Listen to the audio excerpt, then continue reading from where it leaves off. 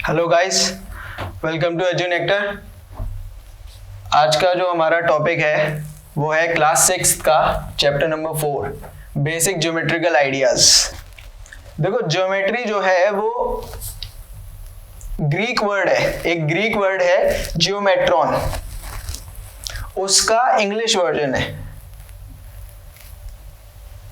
जैसे आजकल मूवीज होती हैं, मूवीज जो है डब की जाती हैं। भाई कोई इंग्लिश मूवी है तो वो हिंदी में डब की जा रही है, या कोई ऐसा टेलीविजन शो है जो हिंदी में नहीं आता है, जो अलग ही लैंग्वेज में आता है। मान लीजिए उर्दू लैंग्वेज में शूट किया गया था, लेकिन दिखाने के लिए उसे डब किया गया है, तो वर्जन चेंज हो जाते हैं। तो ये एक फ्रेंच वर्ड है, ये ग्रीक वर्ड है जियोमेट्रॉन। जियोमेट्रॉन का इंग्लिश वर्जन जो आ जाता है वो आ जाता है जियोमेट्री। तो जियोमेट्री का जो ओरिजिनेशन है, यहां से मतलब जहां से आई है ज्योमेट्री, वो यही है, जियोमेट्रॉन। जियो का मतलब अर्थ। आप लोग ज्योग्राफी का नाम सुना होगा। ज्योग्राफी क्या है? ज्योग्राफी जो है वो हम डील करती है अर्थ के मेजरमेंट से, या अर्थ पे जो जो चीजें हैं उससे। ठीक है, तो जियोमेट्री में जियो या जियोमेट्री या जियोमेट्रॉन दोनों में दो वर्ड्स आते हैं। भाई मेट्रॉन का मेट्री हो गया है बस इंग्लिश में। तो जियो का मतलब होता है अर्थ और मेट्रॉन मतलब मेजरमेंट। मतलब हिस्ट्री की अगर मैं बात करूं, ये वर्ड जो है वो फ्रेंच ग्रीक वर्ड है, तो आया कहां से है? अगर हम इसके ओरिजिनेशन की बात करते हैं कि ये वर्ड निकला कहां से, तो देखिए पुराने जमाने में अगर मैं हिस्ट्री की बात करता हूं तो इतना कुछ चीजें आई नहीं थी आपके पास। फिलहाल तो जैसे स्केल मिल जाता है, कंपास मिल जाता है और प्रोटेक्टर मिल जाता है मेजरमेंट करने के लिए, काफी सारे इंस्ट्रूमेंट्स आ गए। लेकिन पुराने जमाने में इतने सारे इंस्ट्रूमेंट्स नहीं होते थे, तो वो लोग मेजरमेंट कैसे करते थे? भाई आजकल आप देख रहे हो कंस्ट्रक्शन होता है, किसी भी बिल्डिंग का कंस्ट्रक्शन होता है, कुछ भी होता है, तो आपको मैप दिया जाता है, मेजरमेंट के हिसाब से आपको चीजें बताई जाती हैं कि अगर मान लीजिए एक दीवार आप खड़ी कर रहे हैं घर में, तो वो इतने मेजरमेंट की होगी, इतने बाय इतने की होगी। तो वो क्या है, वो मेजरमेंट आपको दिया जाता है, उस हिसाब से फिर वर्कर जो है वो दीवार बनाता है। तो पिछले जमाने में, पुराने टाइम में इतना सब इवोल्यूशन नहीं हुआ था कि वो मेजरमेंट करें और इतने ये सेंटीमीटर में, ये मीटर में, और इस तरीके से मेजरमेंट किए जाएं, डायमेंशंस आए। तो पुराने जमाने में लोग चीज कैसे देखते थे? वो अर्थ के हिसाब से देखते थे, अपने हिसाब से अनुमान लगाया करते थे कि हाँ, हम अर्थ के मेजरमेंट्स को इस तरीके से देखेंगे तो हम आइडिया लगा सकते हैं कि हमारी बिल्डिंग इतनी ऊंची होगी, इतनी चौड़ी होगी, इतनी विड्थ होगी। तो according to historians, the geometrical ideas shaped up in ancient times, probably due to the need in art, architecture and measurement. तो हिस्ट्री में आर्ट हुआ, आर्किटेक्चर हुआ, आर्किटेक्चर ये कंस्ट्रक्शन वाला जितना भी पार्ट होता है, या मेजरमेंट हुआ, तो ये सारे आइडियाज कहां से आए? एंशिएंट टाइम्स में ये आइडियाज आए अर्थ की मेजरमेंट से, सिर्फ अर्थ की मेजरमेंट से ही। इसलिए वर्ड निकल के आता है जियोमेट्रॉन, यानी अर्थ का मेजरमेंट।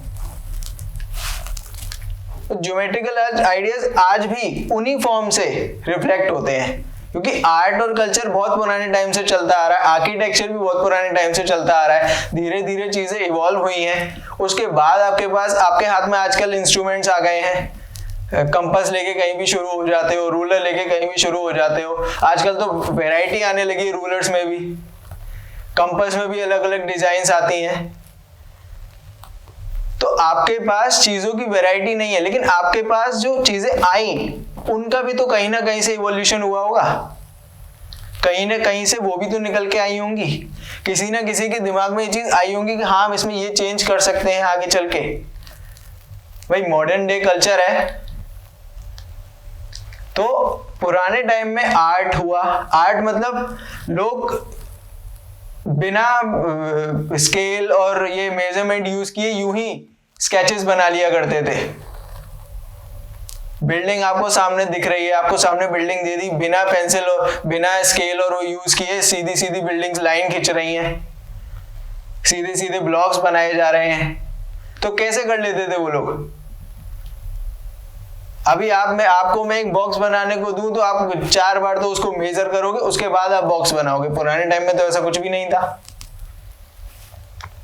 तो वो नेचुरल था, वो उनकी कला थी। तो वही चीजें निकल के आती हैं कि एंशिएंट टाइम्स में हम आर्ट, आर्किटेक्चर और मेजरमेंट किस तरीके से किया करते थे। बिल्डिंग्स आपने देखी होंगी, पुराने मॉन्यूमेंट्स हैं, आपका रेड फोर्ट हुआ, आपका ताजमहल हो गया, या और भी मॉन्यूमेंट्स हैं। तो इनका कंस्ट्रक्शन कैसे हुआ? इनका कंस्ट्रक्शन उस टाइम में किस तरीके से मेजरमेंट होता था, उस वे में किया गया था। तो उस लेगेसी को हम आज भी फॉलो करते हैं कहीं ना कहीं। तो आप भी, अगर आप आज भी इंजीनियरिंग है, आर्किटेक्चर है या डिजाइनिंग है, तो ये सारी चीजें कहां से निकल के आई हैं? कहीं ना कहीं एक पुराना टाइम होगा, वहां से अभी तक चलती चली आ रही हैं। बस चीजें, कल्चर जो है वो मॉडर्न डे के हिसाब से चेंज होता रहता है, लेकिन चेंजेस जो आ रहे हैं वो भी डेली लाइफ में आते ही रहते हैं। अभी आपके पास कोई चेंज हो सकता है कि आप कल को जाके कोई और चेंज ले आओ उसमें, तो आप अभी भी वो कल्चर फॉलो कर रहे हो।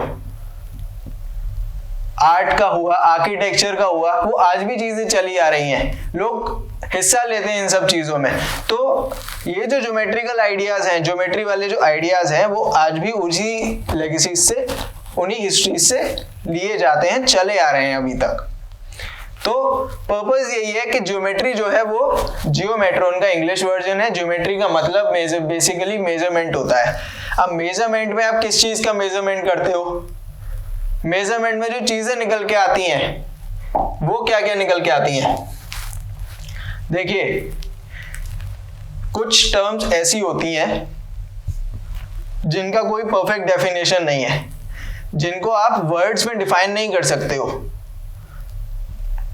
भाई इंग्लिश हुआ, साइंस हुआ, आप कई सारी चीजें ऐसे पढ़ते हो जिनकी आपको एक पर्टिकुलर डेफिनेशन बता दी जाती है कि ये कुछ वर्ड्स हैं, इनको हमने एक लाइन में लिख दी, ये डेफिनेशन हो गई, ये हम उस चीज को बता रहे हैं कि हाँ ये चीज ये होती है।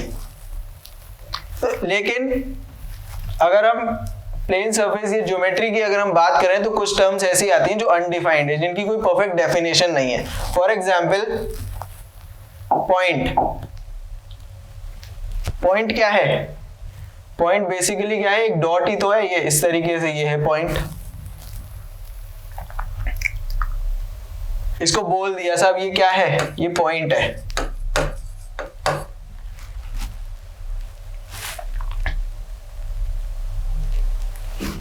इसका कोई परफेक्ट डेफिनेशन है आपके पास?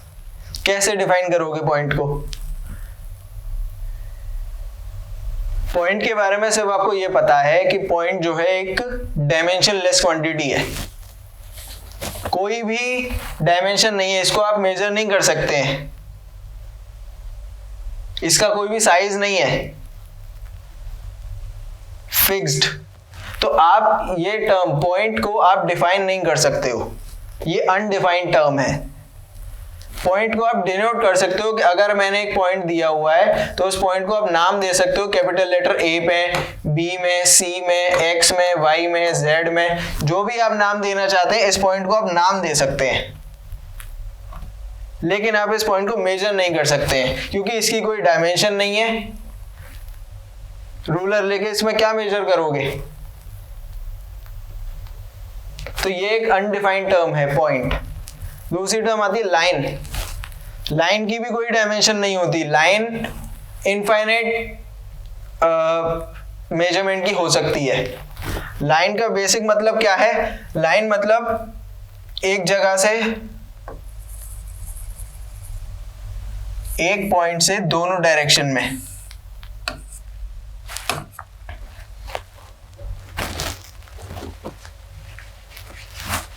यानी आपके पास एक पॉइंट होगा और एक पॉइंट से आप दोनों डायरेक्शन में जा सकते हो।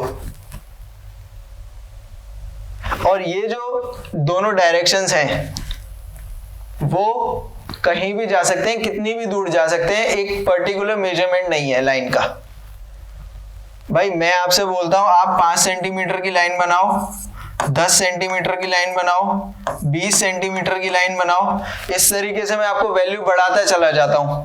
सेंटीमीटर की बात कर रहा हूं मैं, मीटर की बात कर रहा हूं, या किलोमीटर है, मिलीमीटर है, ये सब क्या है, ये सब डायमेंशंस है। तो फिक्स्ड डायमेंशन नहीं है,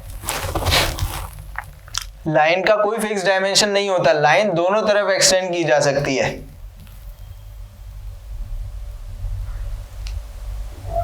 ठीक है, आप कोई एक रोप लीजिए, रस्सी लीजिए, रस्सी को बीच में से पकड़ो, ठीक, अपने एक दोस्त से बोलो कि वो लेफ्ट साइड को बढ़े और एक दोस्त से बोलो कि वो राइट साइड को बढ़े, तो बढ़ते चले जाएंगे, बढ़ते चले जाएंगे, रस्सी खत्म ही नहीं हो रही है। तो वो क्या है, एक पॉइंट से वो दोनों तरफ बढ़ रहे हैं, तो वो क्या है, वो लाइन है, फिक्स डायमेंशन नहीं है, दोनों तरफ एक्सटेंड हो सकती है। तो line has no dimension, it is represented by two arrowheads and can extend in both directions. दो एरोहेड्स होते हैं और दोनों डायरेक्शंस में एक्सटेंड हो सकती है। ठीक, अगली चीज हमारे पास आती है प्लेन। प्लेन में हमारे पास दो डायमेंशंस होती हैं। क्या होती हैं? प्लेन का मतलब होता है कोई भी ऐसा सरफेस जो आपको सामने दिख जाए। सरफेस से मेरा मतलब है होल सरफेस, मतलब एक कोई पर्टिकुलर एरिया, एक जगह। फॉर एग्जाम्पल आपको ये स्क्रीन दिख रही है, तो ये स्क्रीन क्या है, ये स्क्रीन कुछ इस तरीके से होगी, ये प्लेन सरफेस है, ये सामने दिख रहा है आपको ये सरफेस। इसकी दो डायमेंशंस होंगी, एक ये होगी और एक ये होगी।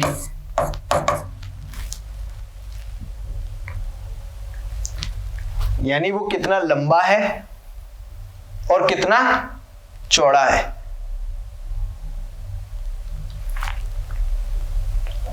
आप टीवी देखते हो, टीवी स्क्रीन है आपके सामने, ठीक, तो टीवी स्क्रीन पे आप ये देखते हो कि टीवी स्क्रीन्स कैसे आती हैं आजकल, डिफरेंट डिफरेंट साइज की टीवीज आती हैं। 40 इंच का टीवी है, 42 इंच का टीवी है, होम थिएटर आ रहा है साहब। होम थिएटर क्या है, और बड़ा सा हॉल जैसा टीवी लग जाता है सामने।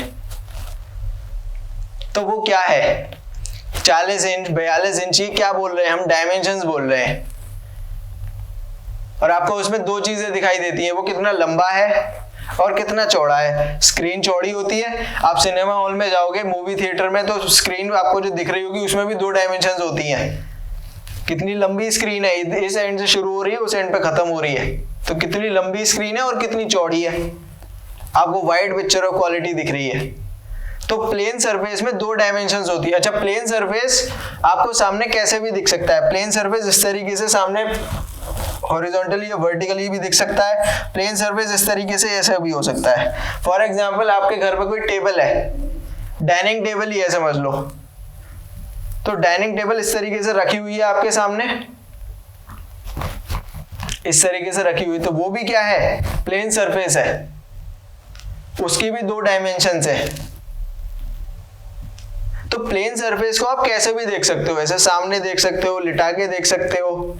प्लेन सरफेस कैसे भी हो सकता है, ऐसे खड़ा भी कर सकते हो आप सरफेस को, तो वो भी प्लेन सरफेस है। डायमेंशंस दो ही होंगी। A plane has two dimensions. It is represented by a shape that looks like a wall or floor and it extends without end. And के बिना एक्सटेंड करता है। आपका फ्लोर है, आपके घर में कोई फ्लोर है, फ्लोर सरफेस जिसपे आप खड़े हो, तो वो भी क्या है, वो भी प्लेन सरफेस है फ्लोर।